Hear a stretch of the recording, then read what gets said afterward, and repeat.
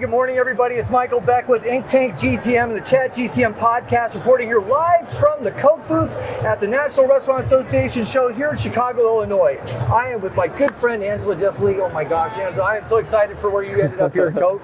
And my new friend, dear God, please introduce me. Josh Gurley, man. Good to see you. Josh Gurley? Yep. Josh Gurley, names matter. And Josh, what's your role here at Coke? I lead our digital and technology organization for restaurants. That's no small thing. Yeah. So guys, one, thank you so much for giving us the time to look at all this amazing stuff that you have here. Coke has really gone all in this year on the booth. You've changed everything. The format is completely changed. So first off, what's with all the new additions and the new the sip stations and all that? What's going on? Yeah, so we try to think about our strategy and the way that we talk to our consumers to the way that we create value for them. So we have a couple of key themes that you'll hear as you go throughout the booth. Those will change year to year based on what we're hearing in the industry, but it'll all anchor in what we call our value bundle. So imagine, like, we talk about what do we want to be famous for? So that's love brands, innovation, that's the best in class marketing. For us, I could keep going, but for us, digital is a part of that value bundle. And so we want to talk to our customers and the world about the way that we're helping our restaurant partners in a way that we believe nobody else can. And digital and technology is no different. As you know, in the world that we're living in today, you just can't miss it. And it's moving so fast. Right? I mean, oh my gosh. Somebody once said that it was like being on the front of a bullet train that's shooting by. It was like, you're flying through the world, right? That's right. And you know, the digital is the Wild West and data is the new gold, or the new gold rush, right? Gotta have it. Yeah. So tell me a little bit about what we got here. I mean, this is the doorway to Gen Z? Yeah, this is the doorway to Gen Z. Right? So I'm going to let Angela engage with her, but I'll set some context. Yeah, please. Last year, we were doing so many things in the space. To your point, we're going so fast. Yeah. We had to take a step back and put a framework around what we're talking about here so that it's digestible and to give us kind of a roadmap for where we go. So we call that Coke Digital Dine. Okay. And so we want to help restaurants from digital and technology with insights, optimization, and innovation. Okay. So as you think about those three areas, we said typically we'll go do a bunch of research, bring back what we find about the consumer. This year we said, why don't we just bring the consumer? Yeah. So we've cheekily named her Jen, as in Jennifer, Z, to represent the Gen Z consumer that everybody here is trying to capture, and then talking to her about what digital and technology trends resonate with her, what she would like to see on menus, what she wants to see at restaurants to drive the behavior and get her to come back more frequently and ultimately drive that basket higher. So people out there that keep hearing the word agentic AI, this is a very good example of agentic AI, right? You've developed this to the persona of Gen Z that thinks Gen Z, speaks Gen Z, and can help people understand. This is 100% generative and engaging form of AI so that we can have a conversation. I truly don't know what she's going to say every time that we talk to her. She's looking like, yours are coming, you don't know. She gives me that look, and then typically she comes back and wows us. So, but it's an opportunity for us, if you think beyond just talking to the consumer today at the show, to go beyond for restaurants and say, look, if we can build the foundations using this framework, what else could be possible? And that's where I'll turn to Angela, because there are so many opportunities out there for our restaurants to learn from the consumer, but also to take this and go, how could I use a similar idea in my restaurant to drive deeper engagement? Super smart, smart. Angela. You can imagine the surprise and delight if you had your mascot living on your digital menu board, in your kiosk, or even in your digital channels. Absolutely. So the sky's the limit, and this is really like the art of the possible. We're using an avatar to really come to life, not only bring insights to the restaurants walking by, wanting to kind of tap into this generation, but also like what can you do in your own restaurant with your own brand assets to make your brand come to life and get exciting. Well, what about even the applications at airports and international centers where you have people of all different cultures and languages coming through? Now you have an agent that could be in the same culture as the person, speaking the same language. Same attire that they speak, they wear as well? Yep, so you can make it multilingual. And think about this, today it shows up very frequently and everybody's testing voice AI in the drive-thru. Everyone's trying to figure out how to get those automated phone orders, right? But now as you shift, and we were looking at a study this morning, those investments are going to continue, but restaurant operators are saying, how do I apply that? To your point, you got this generative opportunity.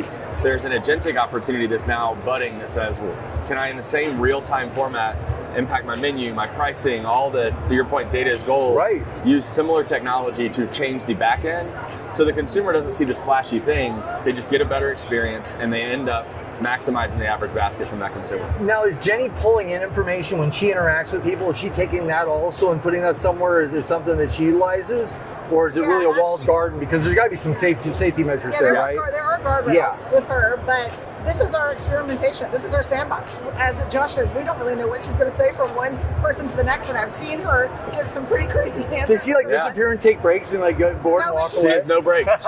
She doesn't The perfect worker. That's it. She takes selfies. She takes a lot of selfies, and she drinks a lot of cherry Coke. Does she actually post on Instagram? Let's talk to her. She is a TikTok pretends. influencer. Okay. And a graphic designer. She lives in Brooklyn. Okay. So let's ask her a couple of questions. Absolutely. So, Michael, tap would you, in? yep. Hi, Gen Z. How are you today? Hi there. I'm doing fantastic. Thanks for asking. How can I help you today? Tell me about how many times a week you order online.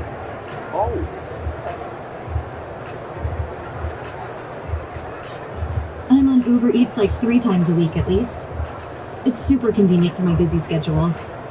How often do you find yourself ordering online? Probably too much. Hey, tell us, what do you like to see when you look at menus online? What catches your eye?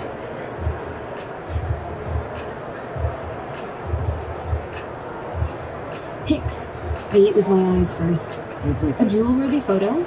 Instant add to cart.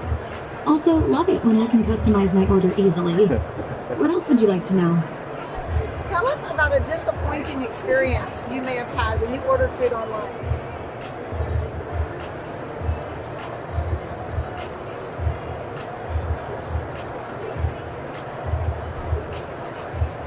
One time I was craving a cherry Coke and couldn't find it anywhere. Can I ask her a question? Yeah, absolutely. Yeah, Michael, what's on your mind? Hey, Jenny. It's a total mood killer because I know they have my favorite flavors when I drive through or pick up. But why can't I get what I want online? I guess that'd be a problem. That was an interesting share. What else would you like to know?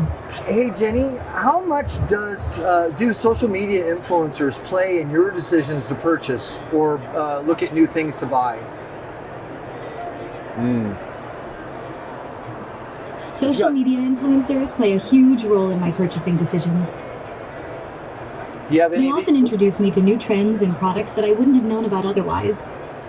Plus, seeing how they use or style something in real life helps me see how it might fit into my own lifestyle. What about you? Do influencers affect your shopping habits?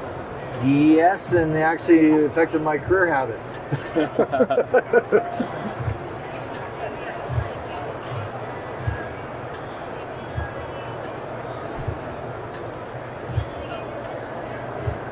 You want to thank her? Yeah, I don't know. I didn't ask her a question. Yeah. Yeah, let's thank her. try it one more time. You wanna Oh, ask? that sounds interesting. You got anything else you want to ask her? How exactly do they affect your career habits? Well, I've seen how successful they I'd love are to by. hear more about that. Yeah, I've seen how successful they are by using their voice and finding the people that they know to ask them questions and trying new things out and then share that with people. And that was just a really interesting life choice for me, so I followed that path. Thanks for asking. You want to thank her and move on? Good.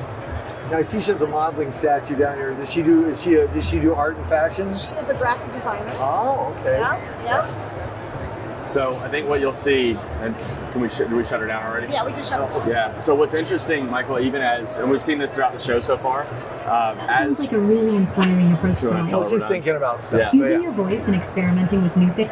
what we found is that people start engaging with her like These she can is a definitely regular lead to person. some Yeah. amazing discoveries. It's so real that you just keep going, right? Well, yeah, once you realize that the doors are open to actual conversation, it's fantastic. People go back to humanity, right? Yeah. So there's like you've got AI, the artificial intelligence, but there are other versions that is authenticity intelligence, right? Yes. That says like, how can I engage with you in the right way? So this is an example we've literally built for the show. You see the other ones out there that have truly been perfected to engage with consumers, reduce latency times, and all the things that make it feel even more conversational. And now, as we go in, one of the things that we find it's really simple. But go back to insights, optimization, innovation. This is an opportunity for us to optimize that guest engagement with the customer by saying, hey, look, about 90% of the time, our restaurant operators at the local eat and drink level don't have a basic thing like bundles that include beverages on their menu. So the consumer is not adding them. So opportunities like this say, hey, look, we've got ways to help you on your fundamental static menu to improve that. But if not, there are new technologies that will allow us to upsell in the right moment. Right, and then back to your point about data, I can leverage that gold to upsell with the right adjacencies, right? So it's not just upsell all the time, static product. I start to learn that Michael loves cherry Coke, as you shared earlier. I can put it in the right contextual moment of the ordering flow, reduce friction, increase check, everybody's happy. Now, how are you looking to integrate her or things like this with loyalty programs? I hope you're having a fantastic day. Hey, Jenny. I'm here to chat about engaging Gen Z with digital strategies. Where do you find, I mean, this is a showcase, right? And it's kind of a possibility, but where do you see this going with Coke? What are you going to do with something like this or things like this? Whether it's in store, where you deploy to your franchise that use your products? So right now, there are two things to share. One is, we want to inspire to start, right? We feel like the opportunity with restaurants right now is to optimize the foundation, especially if you just look at the industry. This has been a rough start to the year, right? So we're trying to put revenue back in folks' pockets. What we project is that over the next 10 years, digital orders could represent as much as 50% of all orders in restaurants. And there are fundamental problems that before we get to any of the sizzle, we've got to fix. And we think that we play a unique role in the industry to bring those solutions, the right content, the right thought leadership, the right tools, capabilities, and partnerships to fix that. Then you go, all right, we've got that. Let's assume we get that right. We tackle and that'll be a journey. Then we can bring innovative opportunities like this. And some of that is increased engagement, where we want to say, hey, let's plug in what our brands, what is the plug-in, what is the actual product that we build into these types of solutions that help drive beverage sales. So imagine a simple upsell at the drive-thru, because our beverages are one of the most profitable things on the menu for our restaurant partners. Absolutely. So that's one. Second is then, how are we helping them, regardless of the actual consumer interface, with data? 2/3 of them say, I've got all this data, I have no idea how to use it, it's messy, it's not structured, and then I don't have a tool for deployment. You hear it all the time, right? So we're helping to say, let's think through some more, again, back to machine learning and generative AI and even agentic, to say there are so many now budding tools that go, that's okay, we can solve this. Well, we don't even need BI cubes anymore, right? This is structured all through generative AI as well, You can structure it all in the back end, and we believe that, again, 4 out of 5 restaurants in the U.S. pour Coca-Cola. That size scale, we believe, gives us not only the right, but the privilege to go out and change something for the entire industry. So if we can go out and say, let's, as we build these tools, as we test, we've tested with several customers on helping them structure that data and then make sense of it in a way it's never been possible, we can gift the industry data tools that'll help give context to the data that they already have, because now they're going to see something that they've never been able to understand. And does Coke provide those kind of correct data elements to the people that are your buyers and subsequently your resellers to help them understand and look at the market as well? 100%. Yeah, so the that's teams, a good partnership then. They're valuable, right? I mean, that's the thing. We think about everybody in the restaurant hospitality space. Community is so important. This to us, our relationships with these partners are multi-generational. This is not something that we're looking to share shift one quarter over another. We're trying to be successful business partners and their best business partner across the board. That's why when they say, we talk about our value bundle, thought leadership, which is like our best-in-class insights, the brands that we bring, this is not about how to sell more drinks. It's about, if I help you become more successful, high tide rises all ships. So it's a no-brainer for us. Absolutely. And I mean, my brain immediately goes to, well, this is now a new freestyle machine, right? The buttons are just the whole screen is that. Now you're talking to her and maybe she hands you the drink. It's like, the possibilities are limitless. What you can do. And imagine like a mascot or one of the big QSR brands that has such valuable 100% coming to life on a freestyle. That'd be really cool. Yeah, a good friend of ours, Shaquille O'Neal is the partner in their brand, and they've been trying to figure out how to put Shaq in the POS. I need a taller box. Yeah, well, it'll be a much taller box, right? I need a much bigger box. Absolutely. And thinking outside the box. What are you most excited about with all this stuff? Like, because this is your land, your domain. Like, where are you taking this next? So now we're going to think about the integration across the rest of our portfolio. You're already going there, right? We didn't have to lead you there. So imagine connected equipment, third-party delivery partners, taking the massive ecosystem of technology that is out there for restaurants that is mind-boggling complex, and simplify and integrate that in with our equipment. So when someone comes in, it is not only a ritual that we've built with them, of course I'm going to add a beverage, but if not, then we've built the tools and processes that makes it really easy to remind them or to help them add that beverage so they have that full dining experience they've always loved for and frankly 139 years, right? We started in Foodservice, we started in Fountain, and we've been doing this for so long. This is just the next iteration. It's no different from, think about the first time somebody came in and said, everybody's eating in the diner. Right. We're actually going to cut a hole in the side of the building, and we're going to create this thing called drive-through. Yeah. This is the latest iteration of that. Right. And we've said we think that not only can you say, all right, well, consumer habits are changing, but now in line with that, there are new tools that can shape what those behaviors are, and we want to be at the forefront of that. Well, so thinking about the diffusion of innovation curve, right? Yeah. So where are we with this now? Because it feels like we're not quite here yet. No way. Right? We're climbing the hill. We're on the roller coaster. We're Yeah. tick, tick, tick, tick, tick, tick. Yeah. How far are we from just going? Yeah. I think it depends on which of the capabilities, but what's always interesting is so Moore's law says that things double every couple of years. Now with the advancements in AI, the capability of AI as a whole, but the umbrella of everything it's breaking that law right every away. 90 days it doubles is the capability right now. So geometric progression. Now So at this point. we're like this, but this to me, when you think roller coaster analogy, it doesn't just steadily go up. It becomes It's steeper, a hockey stick, right? Or inverted hockey stick. I mean, geez. We're going straight up. So our hope here is that's if you're a restaurant operator, your core competency is not technology. No, it shouldn't be. It could be. Well, But on average, they are really good at running a restaurant, they're not serving analysts. their guests. That's not their. It's not. That's not the typical group, right? So we want to help them say, we should help you bring all these tools so that you can do what you do best. If you like analytics and you've got a big data department, great. We want to come alongside you. If you've got a technology group, great. We want to come alongside you. But if you want to ultimately just run a very successful restaurant, then we should continue to stay on the forefront of innovation and consumer insights and blend the two together so that we're constantly evolving. I don't know that there's an end to this roller coaster. I don't think there is. It's constantly evolution, refining, getting better and better. That's right. And so it feels like, back to diffusion innovation, what's going to get people warmed up? Right? Yeah. Clearly Gen Z is going to be born with this in their hands. They get it right away. The generation after that, clearly this is going to be just what they've lived with their whole lives. But we're trying to bring along, the boomers and other people that still are out there that, is there a place for them in all of this? There is. So here's what's interesting is a couple of years ago I had told you we've got to work on what we're going to do for these other generations. This year, the study says that 3/4 of Americans 18 to 54 are ordering meals digitally. So we're already at scale. Right. 3/4 of them are doing it, right? The other quarter, if they prefer to enjoy meals offline and still, that's not the group that most restaurants are saying that's my target audience. Right. So you've got to prioritize, you've got to leverage segmentation on who you're trying to reach, but the group that we want to influence is already engaged. Right. So now it's our duty to find the right tools that will capture that behavior and shift it in a way that's profitable for our restaurant Open the net a little bit more, bring a little bit more. 100%. Absolutely love it. Yeah. Guys, this is a lot. And if I ask for more, I don't know if I'll get it, but I know there's some other things around here. You mentioned that Bite had a kiosk here. They was doing some special stuff with a secret menu. Is that something we could go look at? Yeah, absolutely. So what was the move to put all this new stuff in? I mean, for last several years it was the line out the front with the drinks, and now you've opened this up in a whole new way. Yeah, so there's still that. There's still the drinks out the side. But that's the watering hole for the industry, right? That's it, yeah. Everybody's got snacks, no one's got drinks. So That's right.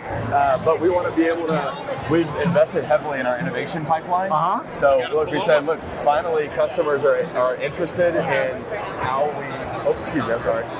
how we can bring new and innovative offerings to them in their restaurant. So that's when you start seeing not only the equipment innovation that we're bringing, which is going to get more and more connected back to our conversation. Okay. But now you've got more and more items, whether it's new categories, the new mixology, all the things that we want to bring to our customers to help differentiate them from those that don't work with us today. Awesome. Has Topo Chico always been part of the brand? Not always, but we acquired it a few years back, and we've just continued to expand it. That was a great acquisition. Such a good product. It's a love brand internally for sure. Yeah, it is really good. Okay, so we're gonna see something. So this is actually from our friends at Bite Kiosk. That's Brandon. That is also was it Jeff Hong over there that made this fantastic product. We've seen it over at Big Chicken and how it's worked, and the Shack is in there, Bite Kiosk That's there. right. So let's see what they've done. A little bit of secret menu action that they have here. Yeah. So look, we said consumers are ordering differently, so they should engage with our brands differently. It's something we've done for the last couple of years is to find a way to engage our guests that come through the booth and help them understand that they can actually uncover and unlock a secret menu through our front end here that no one else can get. So we've basically set up our own internal restaurant. So when I order here, there's a secret section in the back that they'll make the beverage for you, and Very you cool. can order. So let's see how that works. yeah. Okay, so we kept it really simple, right? So if a couple of things. One, anytime you would deal with this in a restaurant, we want to make sure that the consumer has all sorts of choice. We're just ordering drinks. We didn't want to overcomplicate it, right? So there's no food, anything here. But essentially, you can go ahead and order any of the options here, especially on this side, and then we'll go back and pick it up for you. Raspberry smash. So add it to order. Okay. Check out at the bottom. Okay.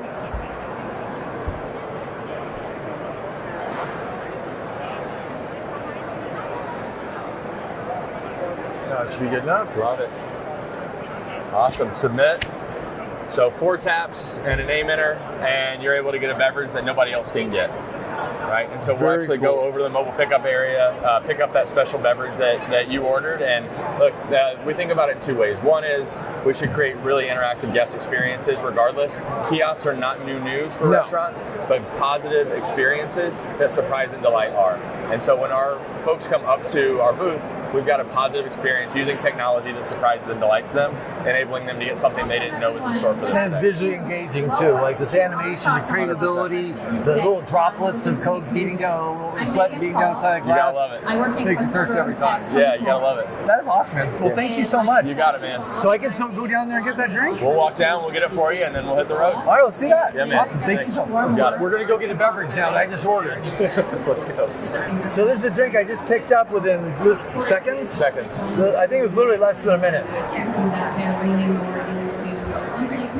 What do you no, think? fruit. This is delicious. A little bit of mint. Is that a raspberry? Raspberry. I love you guys. This is great. Yeah. A little something that you wouldn't have expected at the Coke booth today. Absolutely. So here's the Coke for innovating, making some of the best drinks on the planet, Cherry Coke, and being so great to invite little old me to come explore and share with all of you. So guys, thank you so much. This has been Michael Beck at Chat GTM reporting live here from the Coke booth.